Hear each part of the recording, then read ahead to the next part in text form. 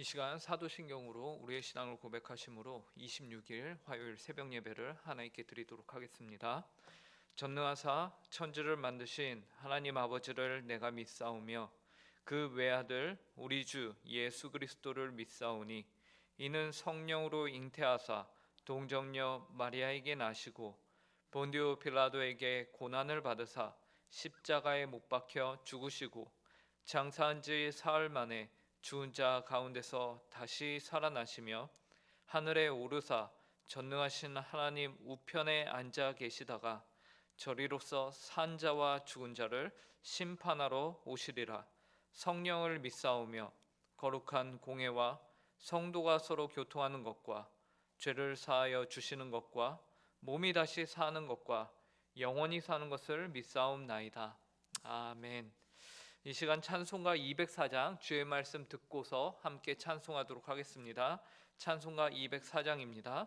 이전 찬송가는 379장입니다.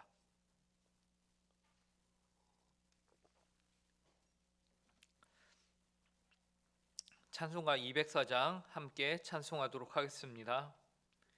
주의 말씀 듣고서 준행하는 자는 반석 위에 터닫고 집을 지음 같아 비가 오고 물나며 바람 부딪혀도 반석 위에 세운 집 무너지지 않네.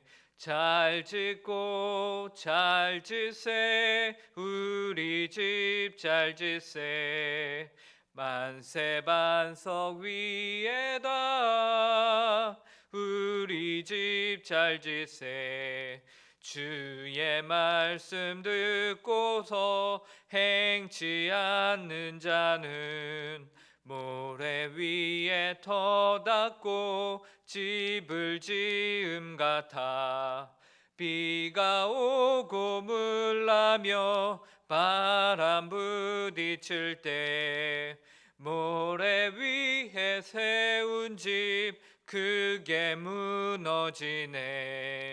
잘 짓고 잘 짓세 우리 집 잘 짓세 만세 반석 위에다 우리 집 잘 짓세 세상 모든 사람들 집을 짓는 자니 반석 위가 아니면 모래 위에 짓네. 우리 구주 오셔서 지은 상을 줄 때 세운 공로 따라서 영영 상벌 주리. 잘 짓고 잘 짓세 우리 집 잘 짓세 만세 반석 위에다 우리 집 잘 짓세. 아멘. 함께 기도하겠습니다. 하나님 아버지 감사합니다. 이 새벽에도 저희를 주님 예배당에 불러주시고 예수 그리스도의 몸된 교회로 한 몸으로 이렇게 한자리에 불러주시니 감사합니다. 이 시간 저희가 주님의 교회로서 한자리에 모였는데 하나님 아버지 이 시간 저희에게 말씀하여 주시고 하나님의 말씀이 저희의 심령 가운데 울려서 하나님 아버지 저희가 오늘 하루를 살아갈 수 있는 이유와 목적을 이 시간 하나님으로부터 듣게 하여 주시옵소서. 하나님 아버지 이 일을 위하여서 먼저는 저희 가운데 성령의 충만함을 구합니다. 하나님 아버지 저희 가운데 저희 스스로의 힘과 지혜로는 하나님의 말씀을 저희가 이해할 수 없으며 저희가 받을 수도 없는 자들임을 고백합니다. 하나님 아버지 저희를 긍휼히 여겨주시고 이 시간 내주하시는 성령 하나님의 역사하심으로 말미암아 저희가 한 뜻과 한 몸이 되어서 하나님의 말씀을 저희가 받드는 이 시간 되게 하여 주시고 그로 인하여서 오늘 하루가 주님 보시기 합당한 하루가 되게 하여 주시옵소서. 이 시간 저희와 함께 하실 것을 간절히 구하며 이 모든 말씀 예수님의 이름으로 기도합니다. 오늘 저희에게 주신 하나님의 말씀은 구약성경 시편 112편 1절부터 10절까지의 말씀입니다. 구약성경 시편 112편 1절부터 10절까지의 말씀입니다.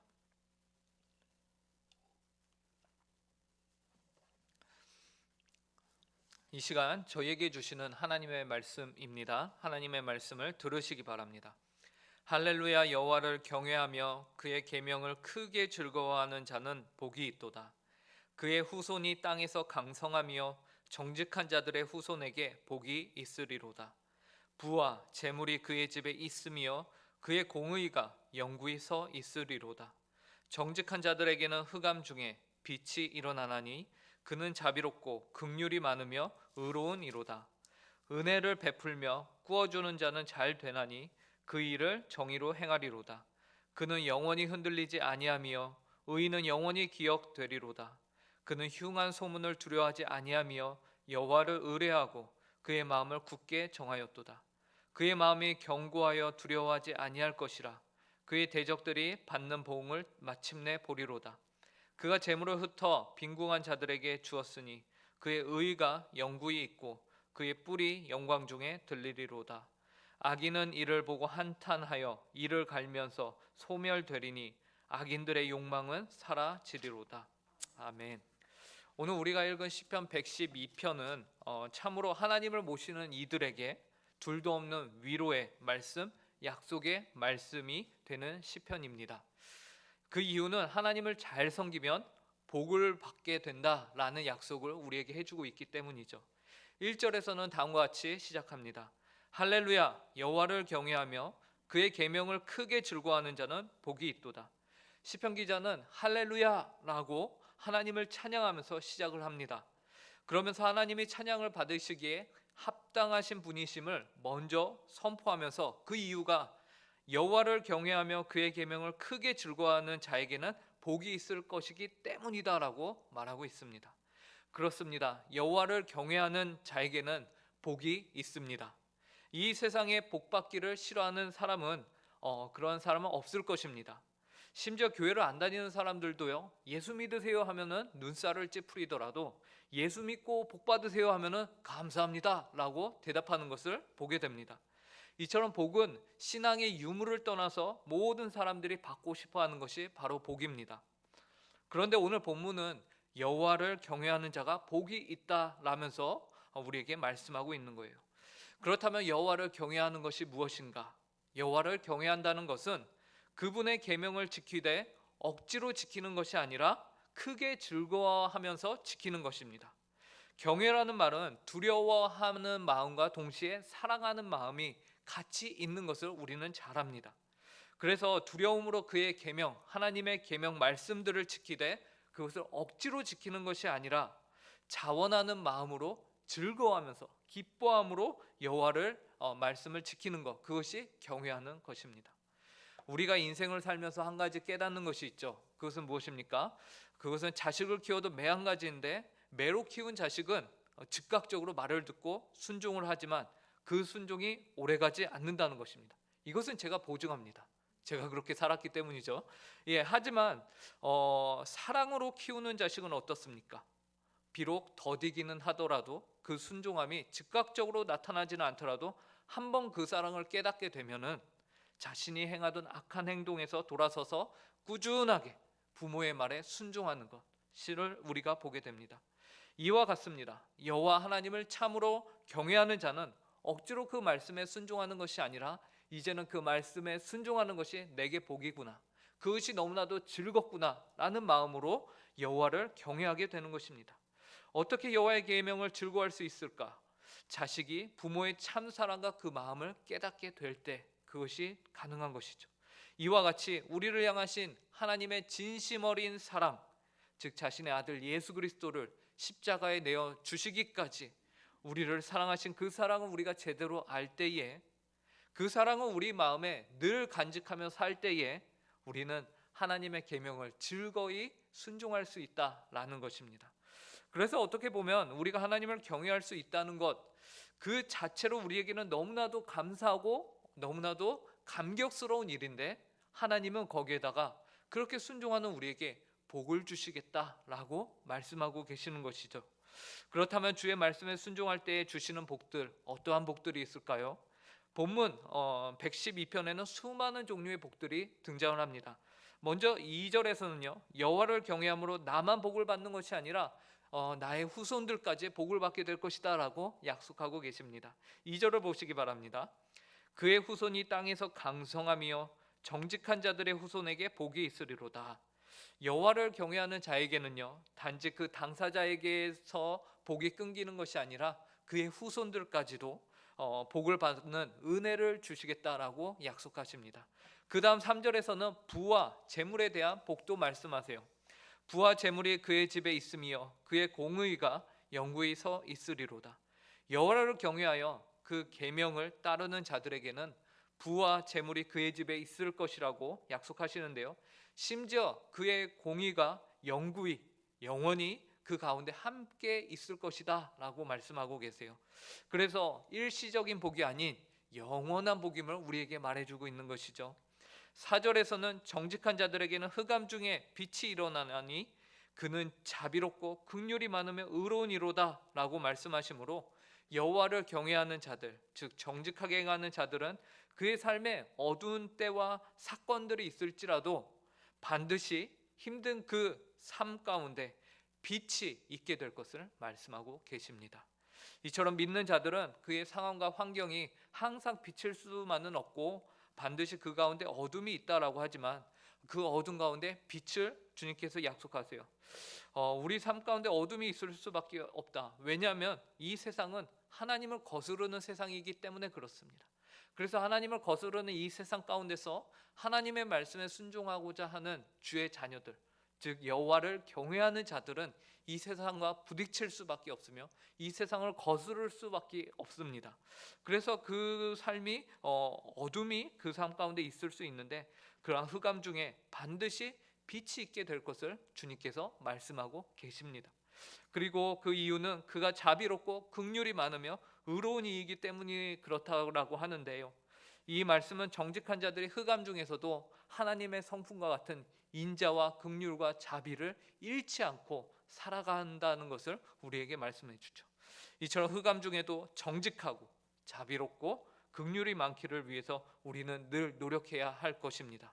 그리고 이어지는 5절과 6절에서는요, 은혜로 베푸는 자에 대해서 그가 흔들리지 아니하고 형통할 것을 또한 말씀합니다. 제가 읽겠습니다.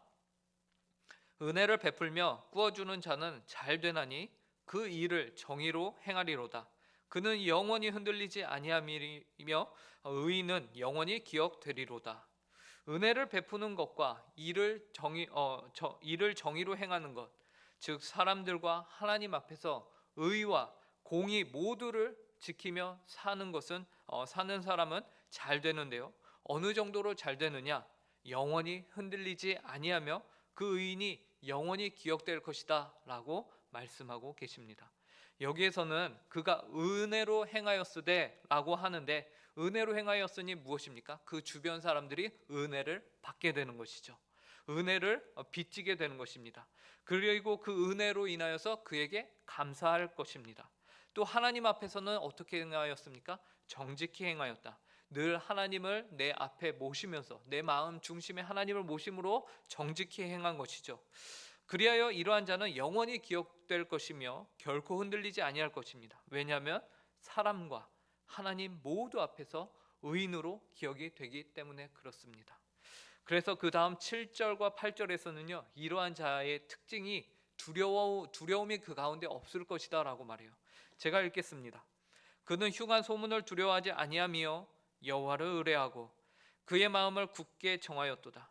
그의 마음이 견고하여 두려워하지 아니할 것이라.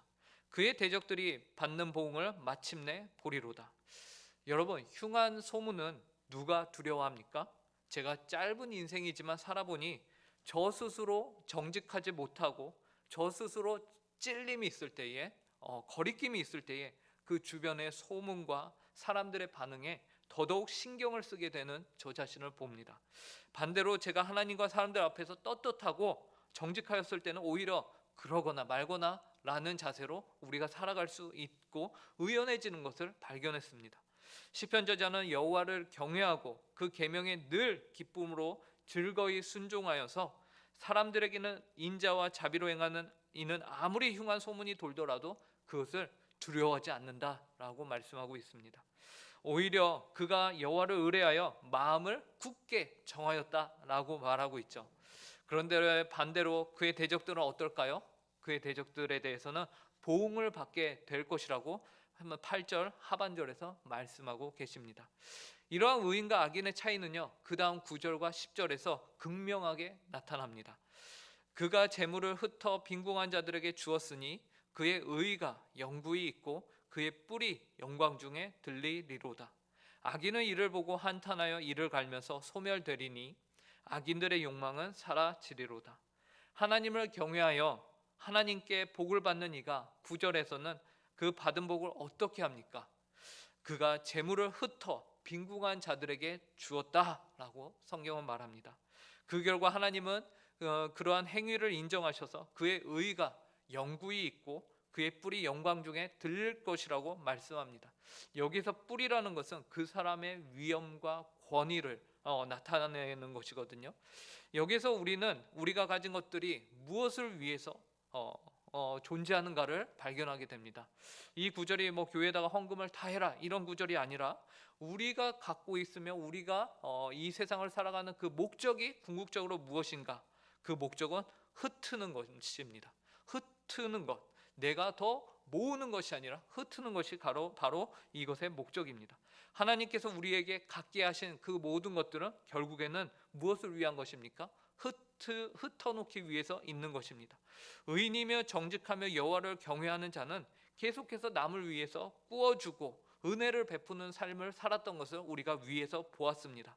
그리고 결국 마지막에는 그 가진 재물을 흩어 빈궁한 자들에게 주었다라고 성경은 말씀합니다.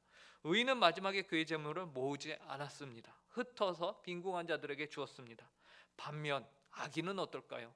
10절을 보니 악인은 이를 보고 한탄하여 이를 갈면서 소멸되리니 악인들의 욕망은 사라지리로다 라고 말씀합니다.